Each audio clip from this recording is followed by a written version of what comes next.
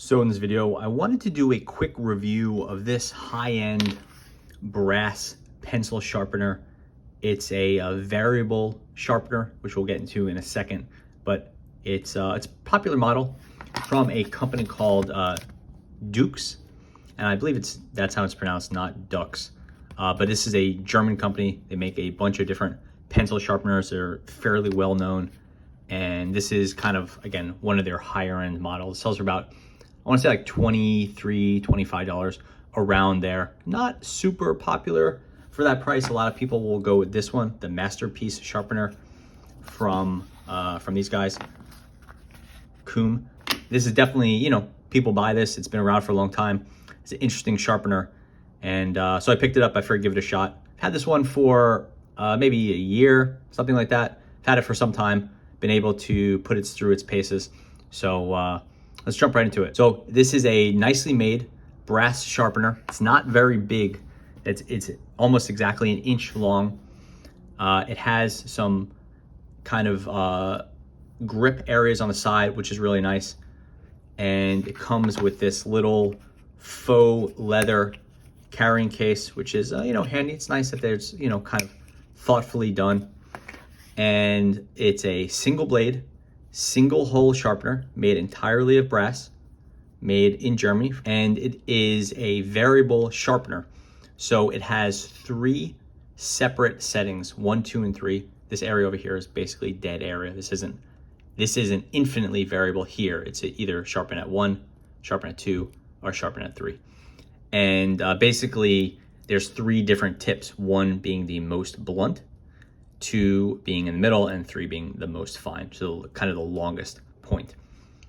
Single blade, stainless steel replaceable blade.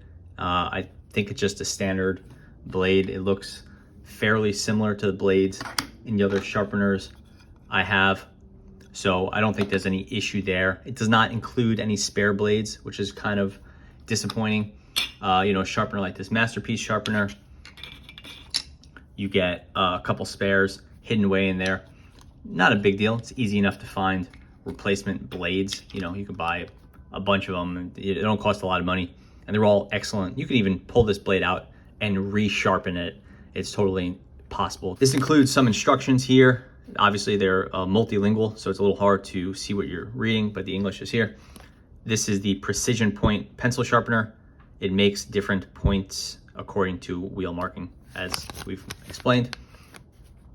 Just again, the details, point, figure 1, so like, setting 1, blunted point for colored pencils. Those tend to have a more fragile graphite in them, so you usually go with a shorter point. 2 is a normal point for black lead and copy pencils. Again, a standard graphite pencil has a kind of a stronger lead, so you can go a little longer. And then the finest point available for drawing pencils. Now you're getting sort of a specialty application where you're going to use your pencil often at a lower angle as opposed to here, doing it at a lower angle, and you want to go ahead and get a longer point on that. 3 settings, not 100% truly variable, but 3 settings. Has a really nice little ping to it. See if we can get that.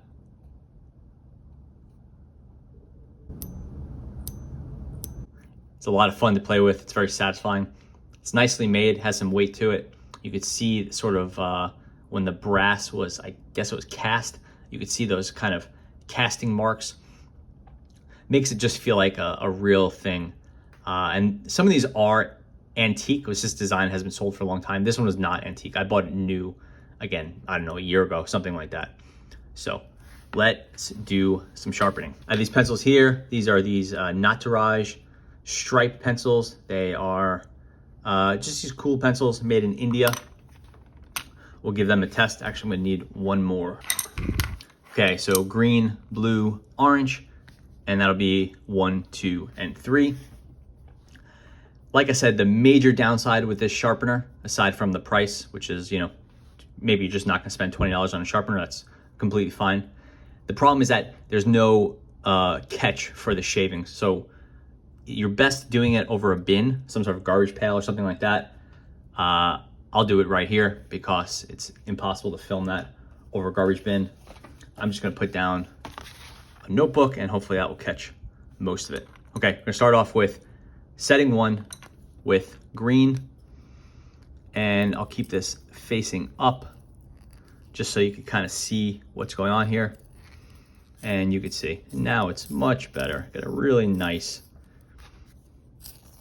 twist action going with a nice consistent shaving. You know, getting a single shaving is more of an indicator of the, it's not just the indicator of the quality of the blade and the sharpener, but also the pencil. So it's not a great indication of it being a great sharpener, but it's definitely a good sign, especially when it's nice and thin and you could see through it like that. It means you're really having a good plane action on that wood. Okay, so now we have the number 2, and this is coming, again, this started off with a blunt end, so it takes a little while. And you don't want to push it too hard. So that's that number 2 point. Okay, now we're going to move over to 3rd, the longest point, and we'll start fresh here with this one. So this is going to take some time. And you can see on the desktop, we've made a big mess. The shavings are fine. The shavings aren't an issue. The problem is that these pieces of the graphite gets all over the place and it starts to smear and all other things. So really recommend doing this over some sort of garbage receptacle. It would be nice if the company sold some sort of holder for this. You know, all you really need is a simple plastic housing, but you know, this is what it is. Starting to get to a nice point already, but this will be the longest of the points, so we have a little while to go.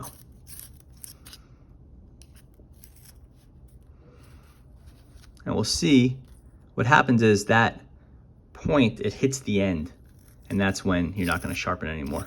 So that's 1, 2, and 3. It's not a super exaggerated change from one to the other, right? It's not like a long point sharpener where you're getting really long and a really exaggerated tip. It's 1, 2, and 3. So it's semi-blunt, medium, and then, you know, long-ish, but not crazy. You'll see it's not just my technique. You're limited by the sharpener. So we'll put this in here and we'll see how far back we can go. So basically it is, you know, like a millimeter or so off. And if you apply some pressure to the back of the pencil, you can get a little further and get the full length of the extended point. And now we have, I guess that's maybe a better example. We have the 1, 2, and 3.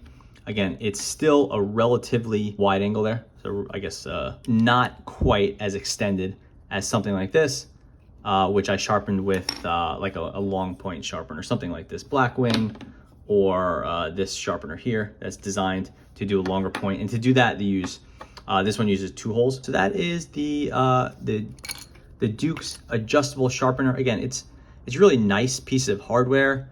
As far as sharpeners go, it's really not my favorite. I like it, but I don't think the points are as different as they could be. They're probably as different as they can be given a sharpener this size, but they're not hugely different in the way you would see it from you know, kind of a mounted pencil sharpener, which you know, I happen to have one. It's not like they're unobtainable, so you can get some more variation out of those and a much longer point. This is a good sharpener. I really don't like that it makes such a mess. It's similar to the Koom Masterpiece, which I really like. I actually prefer the Koom. I like the 2-hole design, and this one comes with extra blades. This one also makes a mess, but at least you have this little carrying case, and sometimes you could just kind of sharpen into this, kind of like this. It's a little awkward, but at least the lead is somewhat contained, and you have some options there. With this one, all you could do is do it over a garbage pail or just make a complete mess on your desktop. So again, it's a nice sharpener, classic design. It's been around forever. I really like the kind of the brass work, but I really like it more of a kind of an object of art than I do as an actual sharpener. And for 20 bucks, I think there's better ways you put your money. And you know, M&R and even Dukes and Koom have brass sharpeners that aren't adjustable, that will give you a great point and you can have them for under $10. So I tend to veer towards those, and because I don't think the adjustment it's really not super useful to me. Anyway, that covers the variable sharpener from Dukes. Thanks for watching.